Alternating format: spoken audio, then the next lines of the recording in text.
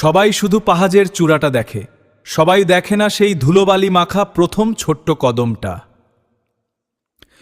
মনে রাখবেন, বিশাল এই সমুদ্র আসলে কোটি কোটি পানির বিন্দুর সমষ্টি। আজ আপনার ছোট ছোটগুলো হয়তো কেউ দেখছে না, কিন্তু এটাই কালকের বড় ইতিহাস হবে। তাই থমকে না থেকে আজই শুরু করুন, কারণ বিন্দু থেকেই সিন্ধু হ্যায়। জীবনের পথটা কখনো সরল হয় না, ক্লান্তি আসুক তবুও থমকে যেও না। নিজের ভেতরের শক্তিকে খুঁজে নাও, তুমি ঠিক পারবে।